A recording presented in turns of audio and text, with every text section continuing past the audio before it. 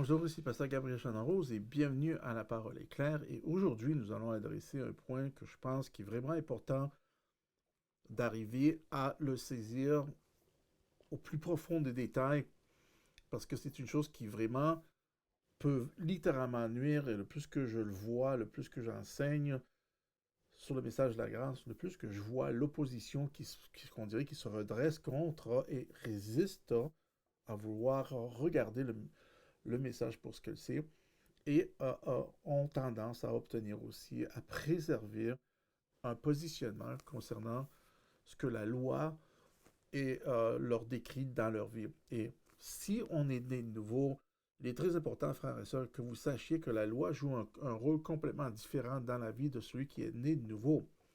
Celui qui a accepté le Seigneur Jésus-Christ en tant que Sauveur et Seigneur et est né de nouveau, la loi prend un autre ton dans la vie du chrétien. Maintenant, en ayant dit ceci, ça n'enlève pas la puissance ou l'efficacité de la loi, mais elle joue un rôle complètement différent dans la vie du chrétien. Elle ne vient pas s'imposer comme elle vient s'imposer dans la vie d'Israël ou que de Moïse. Et on ne peut pas prendre cette même perception-là que nous retrouvons dans l'Ancien Testament, l'efficacité ou l'impact que la loi avait dans la vie d'un individu, et de l'appliquer dans un chrétien ou à un chrétien qui est né de nouveau, qui a accepté le Seigneur Jésus-Christ et qui est né de nouveau. Une raison pour laquelle que ceci n'est pas compatible, c'est parce que le mode de vie est complètement différent. Le rachat est là, le sang de Jésus est là. Jésus-Christ est dans le portrait. Dans l'Ancien Testament, il n'est pas dans le portrait, il n'est pas existant, il n'y a pas d'antidote, il n'y a pas de sang de Jésus pour ôter les péchés. Malgré tout ça, ce que l'Église, ce que la religion essaie de nous enseigner constamment, c'est que de regarder et d'essayer de vous dire que non, il y a des choses à adhérer et à faire de votre part pour obtenir ou de vous empêcher d'aller trop loin et donc ils imposent justement les lois qui sont là, donc je veux dire de ne pas tuer, de ne pas voler, pas tout ça. Et ces choses-là sont là pour justement un but, mais elle n'est pas là pour l'application des chrétiens. Et maintenant, quand je dis ceci, je ne dis pas maintenant que le chrétien peut se permettre de faire n'importe quoi parce qu'il va avoir les répercussions justement d'adhérer à un mode de vie qui qui ne coïncide pas avec celle de la vie qu'on a obtenue de celle de Jésus-Christ. Il est dur des fois pour la majorité des chrétiens d'arriver à cette pensée-là parce que on est toujours très conscient du péché. On a une conscience pécheresse qui est là, et elle, cette conscience pécheresse, elle est bien entretenue dans le milieu religieux. Et donc, qu'est-ce qui arrive, c'est que maintenant, on focalise le chrétien autour de cette conscience pécheresse pour essayer de le limiter, ou d'essayer de le restructurer, ou d'essayer de le redresser pour qu'il puisse marcher tout droit. Quand c'est clair et net que la parole de Dieu nous montre que la loi a été insérée tout simplement pour nous pointer à nos faiblesses et nous pointer à notre Sauveur. La loi est tout simplement démasque ce qui est dans vos vies pour nous mettre à nu et de nous faire réaliser qu'on a besoin d'un Sauveur. Elle ne peut pas vous sauver parce qu'elle n'est pas l'antidote. Et on dirait que les chrétiens, ou cet esprit religieux qui est là, essaie de se servir de la loi pour vous amener à réaliser que vous avez besoin de remarquer, de respecter la loi pour vivre une vie sainte. Ce n'est pas le cas parce que dès qu'on vous pointe vers la loi, elle vous pointe à vos faiblesses, elle vous pointe à le besoin d'avoir un sauveur et un seigneur.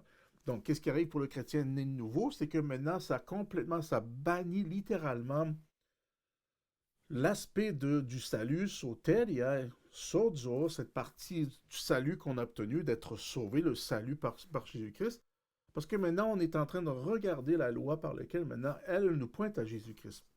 C'est pour ça que je vous dis, on ne peut pas regarder la loi de la même façon.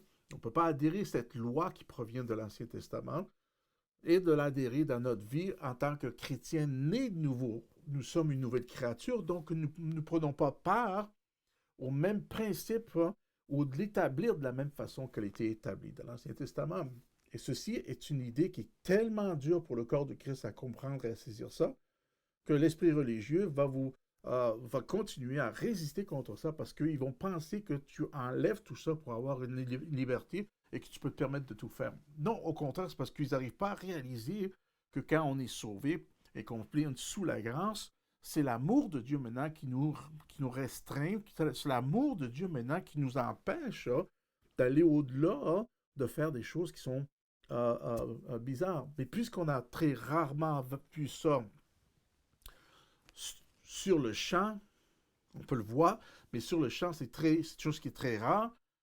Parce qu'on incite toujours à enseigner la loi, il est dur maintenant de remarquer et d'essayer d'avoir une idée de quoi que c'est de vivre sous la grâce. Parce que le message de la grâce n'est pas encore reçu dans son entièreté. Certains commencent à le recevoir, mais encore beaucoup de personnes résistent parce qu'ils mettent la loi au front de la vie du chrétien né de nouveau. Et cette partie-là ne devrait pas être dans votre vie, ni dans la mienne, parce que la loi ne prend plus part de la même façon, n'a plus la même efficacité dans votre vie si vous avez accepté le Seigneur Jésus-Christ et si vous êtes né de nouveau. Ça n'enlève pas le fait que la loi est efficace. La loi est importante. Et même, je dirais qu'elle a sa place, mais elle a sa place pour ceux qui ont besoin d'un sauveur.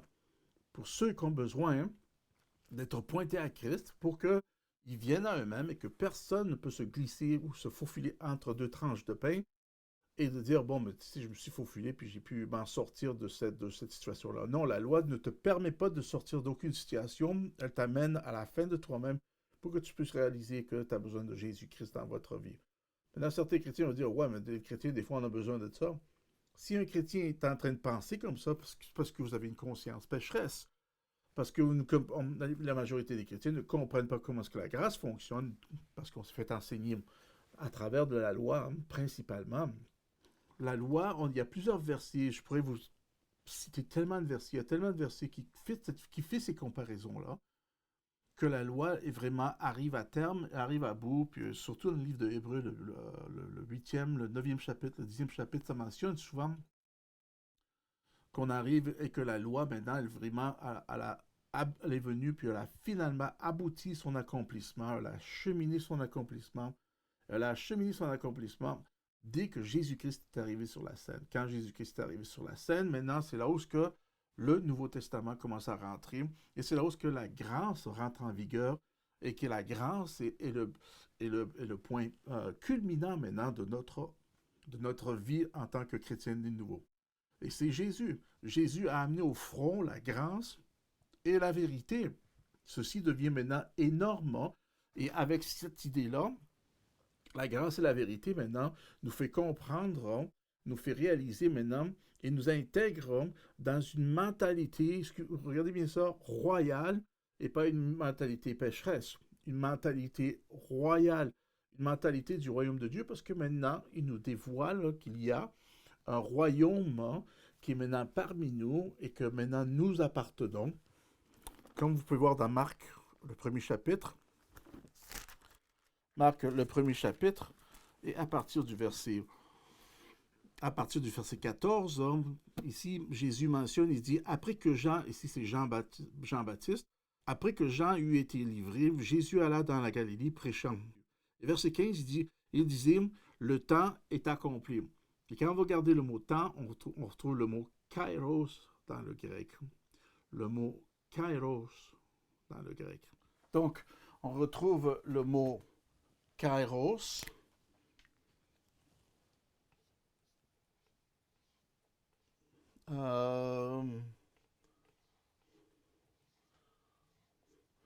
C'est le numéro kairos.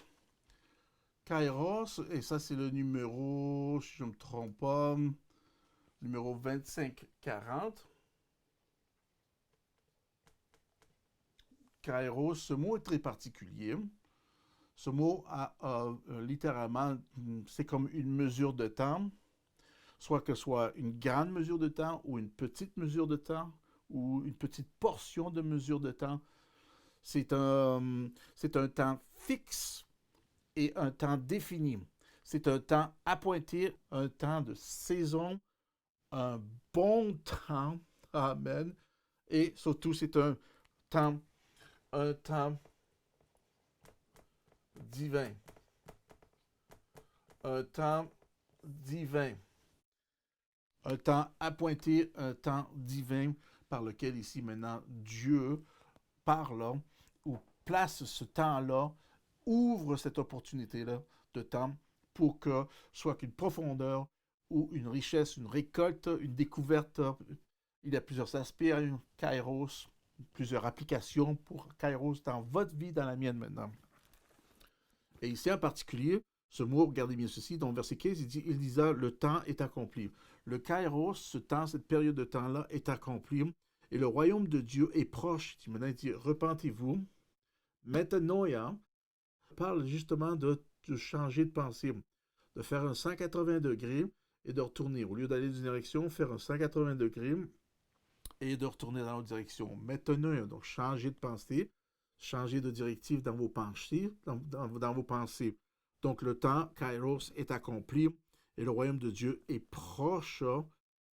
Repentez-vous et croyez à la bonne nouvelle. Maintenant, on a plein de versets ici qui nous mentionnent que la bonne nouvelle, c'est le message de la grâce. La bonne nouvelle, c'est le message de Jésus-Christ, c'est le message de la grâce. Et ceci est considéré, l'Évangile. L'Évangile est considéré comme la bonne nouvelle de l'Évangile, la bonne nouvelle de la grâce, le message de la grâce. Et c'est ça que on parle ici, c'est le message de la grâce. C'est tout à propos du message que Jésus a amené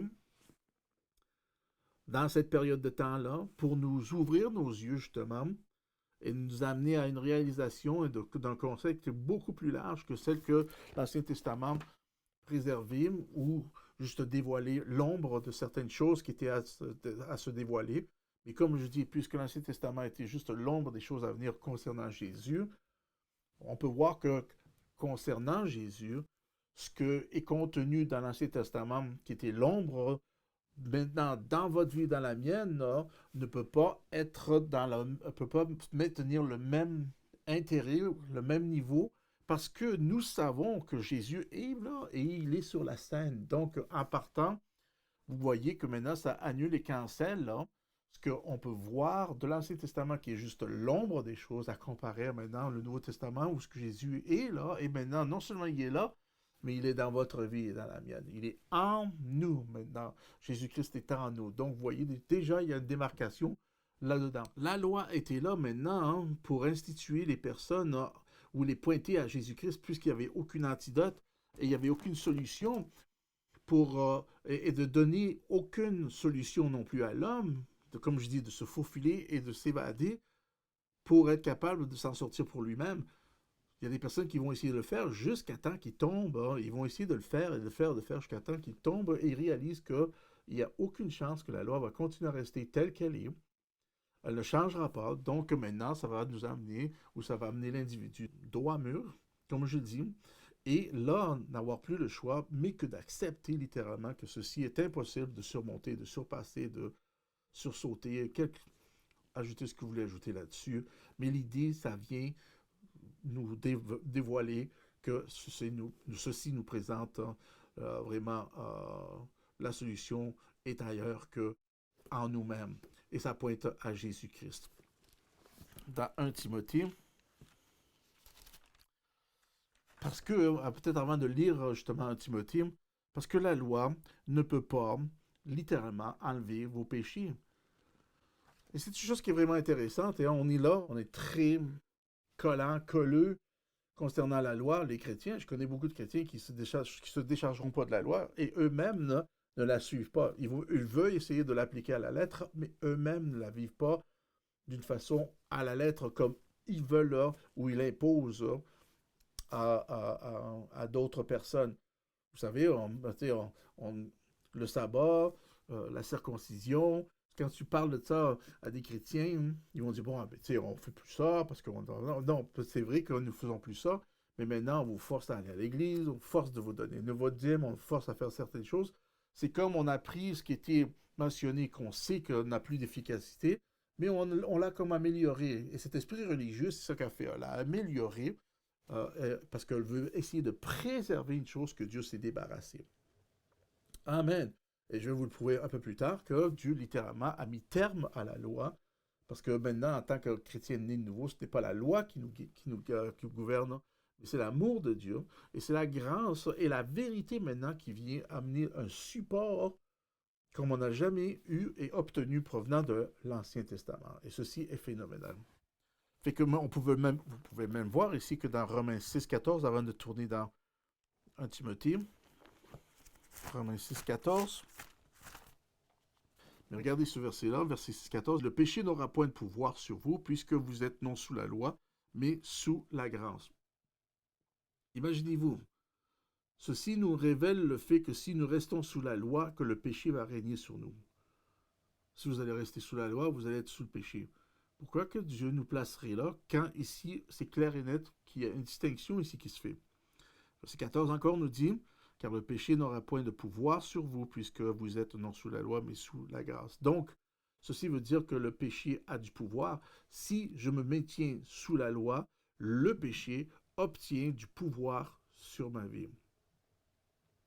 Et c'est quoi qui est aussi difficile à comprendre là-dessus? Et la majorité des chrétiens vont vous forcer, les dénominations vont vous garder sous un régime de la loi, en vous enseignant la loi, en vous enseignant l'Ancien Testament, le concept et la perception de l'Ancien Testament.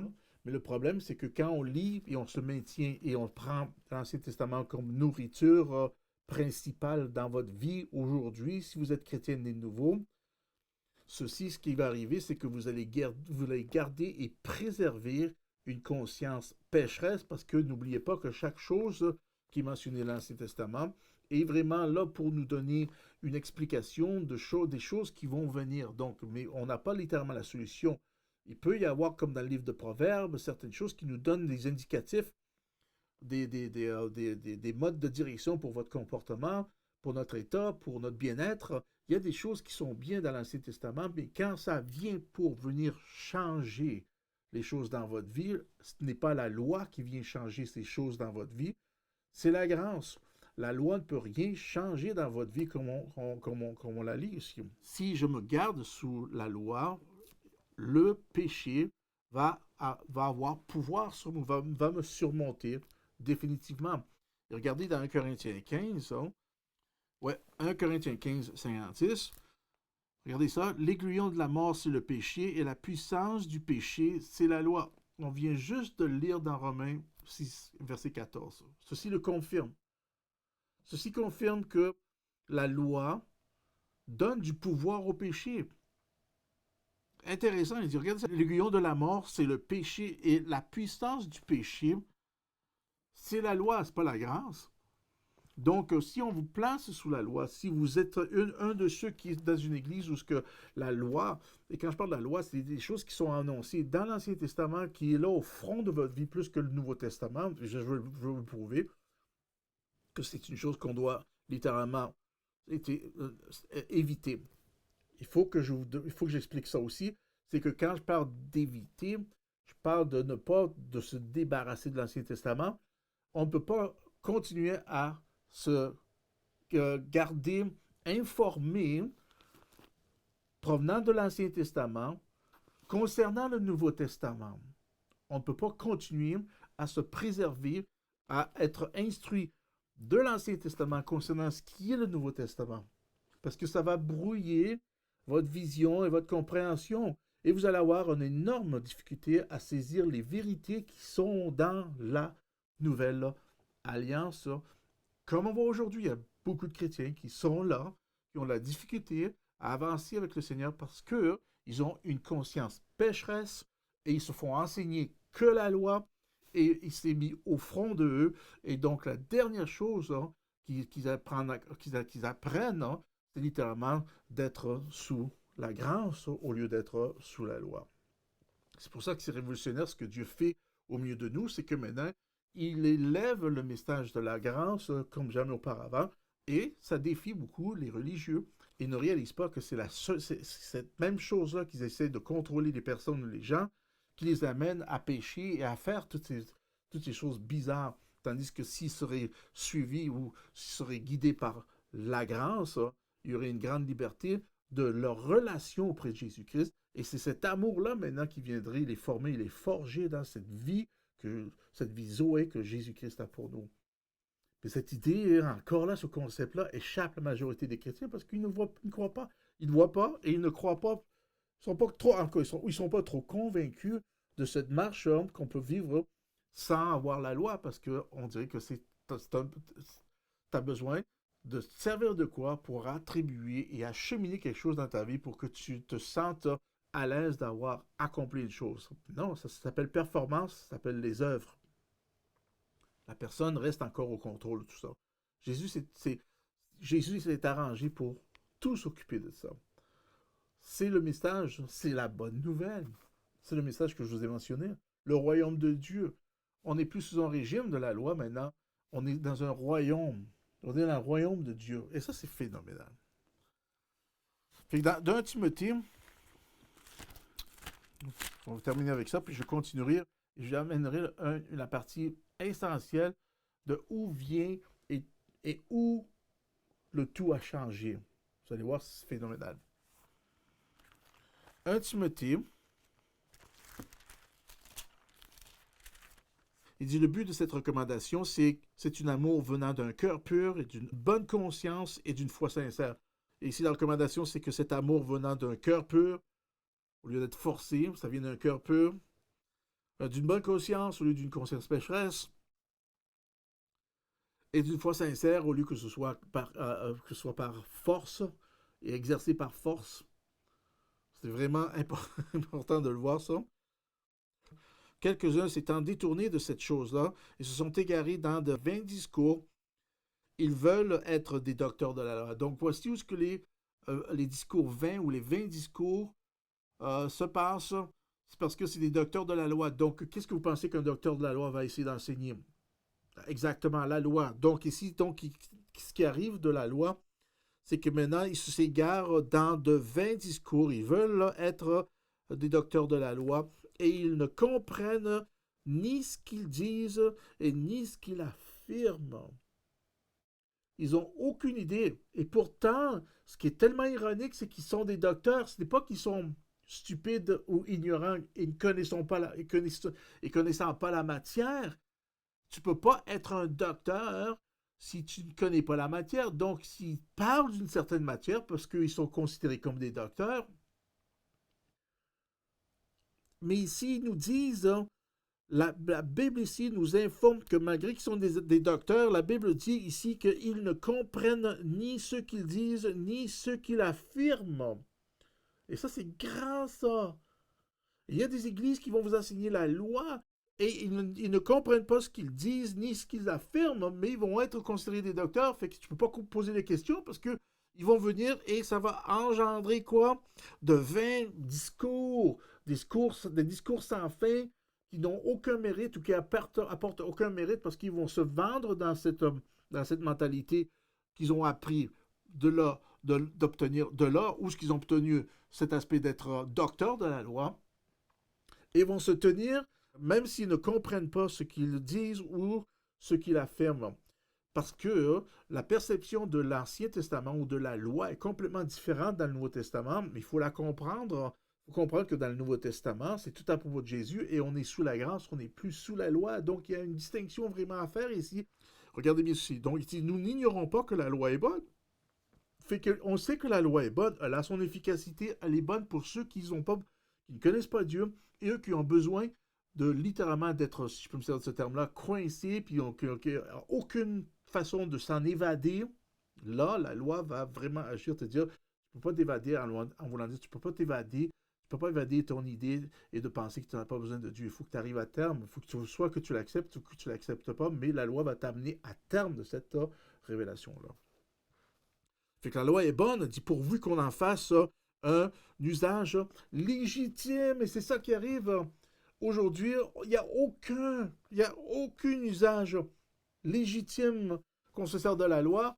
On s'en sert à droite et à gauche, on la plaque partout, puis on l'implique partout, puis on ne comprend pas, justement, comme la Bible dit ici, parce qu'on ne comprend pas ce qu'ils disent et ni ce qu'ils affirment, et on ne comprend pas ce qui arrive quand on implique la loi dans la vie d'un chrétien né de nouveau qui a accepté le Seigneur Jésus-Christ. La majorité des chrétiens ne comprennent pas ça. Ils appliquent la loi partout comme ça parce que c'est Moïse qui l'a dit. Tandis qu'on devrait écouter ce que Paul dit ici, parce que Paul est celui qui amène le Nouveau Testament, et pas Moïse. Hmm.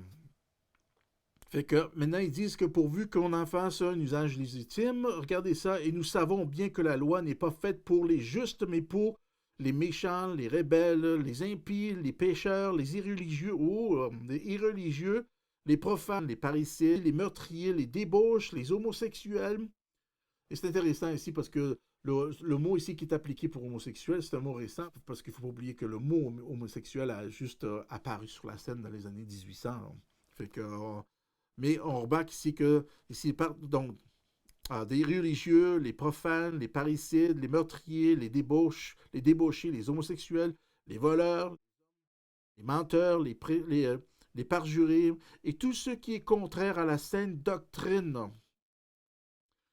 Tout ce qui est contraire à la sainte doctrine, conformément à l'évangile de la gloire de Dieu, du Dieu bienheureux, l'évangile, regardez ça, qui m'a été confié ici. Paul confirme ici, cet évangile-là lui a été confié. Ce n'est pas ce que Moïse dit. C'est l'évangile qui a été confié à Paul maintenant qui est important pour vous et moi. Il le mentionne, il dit, on refuse tout ce qui est là, conformément à l'évangile de la gloire du Dieu bienheureux, l'évangile c'est qui parle ici à Timothée? C'est Paul. Il n'a pas dit Moïse. À Paul. Il dit Paul, l'évangile Paul, qui m'a été confié. Wow! On continuera sur cette veine-là. Et la prochaine capsule, je vais vous montrer le point culminant justement de l'arrivée ou de cette prise de conscience par laquelle la loi se termine avec Jésus-Christ. Et je vais vous le prouver que la loi, les prophètes se terminent avec Jésus-Christ, ou s'accomplissent, parce qu'elles arrivent à son pleine efficacité, ou au bout de son rouleau, ou à terme de son mandat, je devrais dire plutôt, quand Jésus-Christ arrive sur la scène.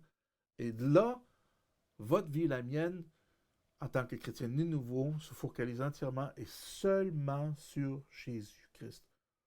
Et une petite parenthèse qu'on va regarder, vous allez remarquer que Jésus n'a jamais, regardez les évangiles, lisez-les pour vous-même, jamais enseigné la loi. Jésus-Christ n'a jamais enseigné la loi. On se reprend sur ça. C'est à ce temps-là, Pasteur Gabriel Jeannot, je vous dis que la joie du Seigneur soit votre.